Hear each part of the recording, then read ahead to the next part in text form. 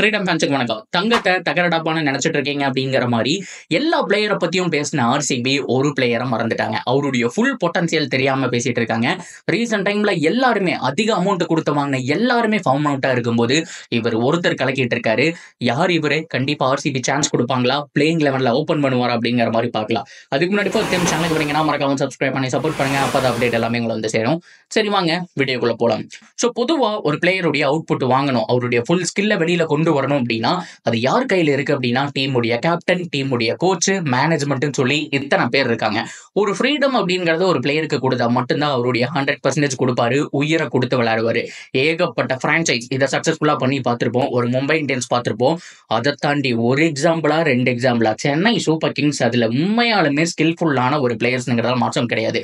ஏன்னா சிஎஸ்கே பொறுத்த வரைக்கும் மிக முக்கியமா ஒரு பிளேயருடைய பொட்டன்சியல் வாங்கறதுக்கு முன்னாடி உனக்கு என்ன தோணுது, நீ அங்க விளையாடணுமா, நான் விளையாட வைக்கிறேன், நீ 10 மேட்ச் விளையாடு, 10 மேட்ச்ல 0 அடிச்சாலும் பரவாயில்ல, உன்னை நான் அங்க விளையாட வைக்கிறேங்கிற நம்பிக்கை கொடுப்பாங்க. அதுக்கப்புறம் அவுட்புட் வாம்பாங்க. மொயின் அலி, சிவம் தூபே, ஷேன் வாட்சன், அம்பத்தி ராய்டுன்னு சொல்லி அடுக்கிக்கிட்டு போயிட்டே இருக்கலாம். அவ்வளோ பிளேயர்ஸுடைய பொட்டன்சியல் வாங்கி ஸோ உண்மையாலுமே இத்தனை கோப்பைகளுக்கு சொந்தக்காரங்களா இருக்காங்க அப்படிங்கிறதுல எந்த விதமான மாற்றமும் கிடையாது. குறிப்பா ஷேன் வாட்சன்லாம் ஏகப்பட்ட மேட்ச் 20, 15 இப்படி எல்லாம் அவுட் ஆகிட்டே இருக்கும்போது எதுக்கே அவரெல்லாம் ஆட வைக்கிறீங்க, அவரெல்லாம் வந்துட்டு ரிட்டையர்மெண்ட் ஆகிற டைம்னு சொல்லும்போது அவ்வளோ நம்பிக்கை கொடுத்தாங்க. ஃபைனல்ல ஆனாருங்க ஒரு இன்னிங்ஸ் 10 பால்ல 0 ரன்னு. ஆனா அதுக்கு அடுத்தது வான வேடிக்கை நம்ம பார்த்திருப்போம். அதுக்கு அடுத்த வருஷம் மும்பை இந்தியன்ஸ் கூட ரத்தத்தை கொடுத்து விளையாண்டாரு. காசுக்காக தான் பிளேயர்ஸ் விளையாடுறாங்க அப்படின்னு பேசிட்டு இருக்கும்போது ஸோ ரத்தம் சிந்தி விளையாண்டதை நம்மளால பார்க்க முடிஞ்சுச்சு. ஸோ அந்த மாதிரி பிரான்சைஸோடைய நம்பிக்கை வேணும். சரி ஓகே, இப்போ என்னதான் சொல்ல வரேன் அப்படின்னு கேட்டீங்கன்னா ரொமேரியோ செப்பர்ட் ரொம்ப ரொம்ப முக்கியமான ஒரு பிளேயர். ஆர்சிபி ஃபேன்ஸ் நிறைய பேர் அவருடைய இன்ட்ரோ வீடியோ நான் போட்டப்போ, அதாவது ஒரு 3 மாசத்துக்கு முன்னாடி அவரை பத்தி நான் பேசினப்போ கூட ப்ரோ உண்மையாலுமே ஒரு மொக்க பையன் தான் சொல்லுவேன். ஸோ நிறைய ஆப்ஷன் இருந்தது, எதுக்கு ப்ரோ இவரெல்லாம் வாங்கினாங்க, இன்னும் ஏகப்பட்ட பிளேயர்ஸ் வந்துட்டு வெளியில இருந்தாங்களே, கொஞ்சம் வெயிட் பண்ணி வாங்கியிருக்கலாமோங்கிற மாதிரிலாம் கேட்டிருந்தாங்க. ஸோ அது மட்டும் இல்லாமல் ஜேக்கப் பத்தல், லியம் லிவிங்ஸ்டன் இவங்கெல்லாம் வாங்கிட்டு கடைசியா இந்த மொக்கையான பையை வாங்கி வச்சிருக்காங்கன்னு சொல்லிட்டு இருந்தாங்க. ஆனா அதுக்கப்புறம் நடந்த கதையே வேற. அவர் விளையாண்ட லாஸ்ட் ஒரு 10 மேட்ச் 15 மேட்ச் எடுத்து பார்த்தீங்க அப்படின்னா கன்சிஸ்டன்சி கண்ணு முன்னாடி இருக்கு. ஸோ ஆடின எல்லா மேட்சுமே நீட்டா பெர்ஃபார்ம் பண்ணியிருக்காரு. அவருடைய 100% கொடுத்திருக்காரு. போத் பேட் அண்ட் பால் ரெண்டுலையுமே 100% கொடுத்திருக்காரு. பேட்டிங்கை பொறுத்த வரைக்கும் அவருக்கு கிடைக்கக்கூடிய இடங்கள் என்னமோ 5வது 6வது, அந்த சமயத்தில் லிமிட்டான ஓவர்ஸ் தான் கிடைக்குது.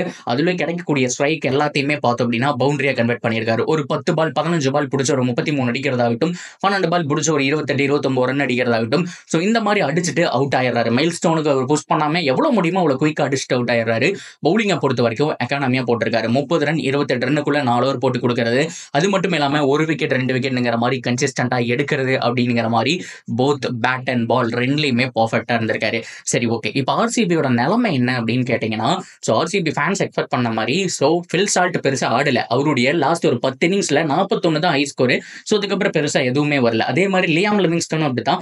ஸோ பெருசா ஆடாதப்போ அவங்க எல்லாமே பிரைஸ் பண்ணி பேசினாங்க, இவ்வளவு கோடிக்கு வந்துட்டு வாங்கிட்டாங்க சாம்பான் பிளேயர் அப்படின்னு சொல்லிட்டு. ஸோ அந்த மாதிரியான பிளேயர் 10 மேட்ச் ஆடி அதுல ஒரு மேட்ச் பெஸ்ட் ஆனா எல்லாருமே பாராட்டுறாங்க.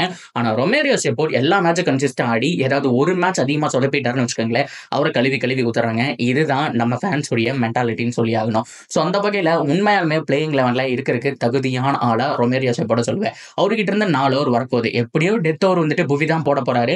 அண்ட் ஹேஸ்லுட் வந்தா ஹேஸ்லுட் போக போறாங்க. ஸோ மீதி இருக்கக்கூடிய மிடில் ஓவர்ஸ்ல ஃபர்ஸ்ட் ஒரு 2 ஓவர், அதாவது பவர் பிளேல ஒரு 2 ஓவரும், அதுக்கப்புறம் 9 11 12 அதுல ஒரு 2 ஓவரும், ஏன் டெத் ஓவர்ல கூட 17வது ஓவர் அந்த மாதிரி டைம்ல கூட ஒரு ஓவர் தள்ளக்கூடிய ஒரு பவுலர் தான். சூப்பராகவே போட்டுட்டு இருக்காரு. அண்ட் பேட்டிங்லயும் ரொம்ப க்ரூசியலா அடிச்சு ஆடக்கூடிய ஒரு பிளேயர் தான். ரொமேரியோ செப்போர்ட்டை பொறுத்த வரைக்கும் ஒரு காலத்துல அதிகமா பேசினாங்க.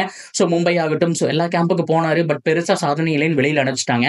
அவருக்கான பொசிஷன் கொடுத்தா பர்ஃபெக்டா பண்ணக்கூடிய ஒரு பிளேயர் தாங்க அவரு.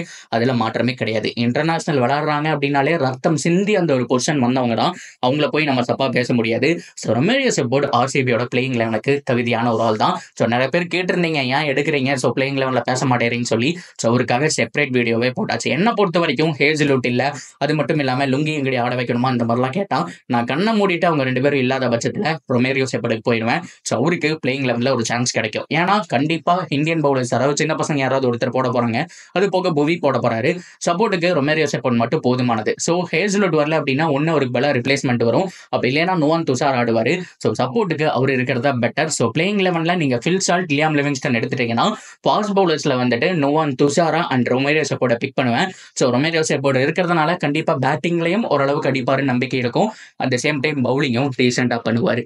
ஸோ தட்ஸ் வீடியோ வைஸ் இதை ஷேர் பண்ணணும் அப்படிங்கிற மாதிரி தான் ஆசைப்பட்டேன். எத்தனை பேருக்கு ரொமேரியோ செப்பர்டை பிளேயிங் 11ல் பார்க்கணும்னு ஆசை அப்படிங்கிறத தாராளமாக கமெண்ட்ல சொல்லுங்க. அண்ட் தொடர்ந்து அப்டேட்டுக்கு சேனலோட இணைஞ்சிருங்க. மறக்காம சப்ஸ்கிரைப் பண்ணி சப்போர்ட் பண்ணுங்க.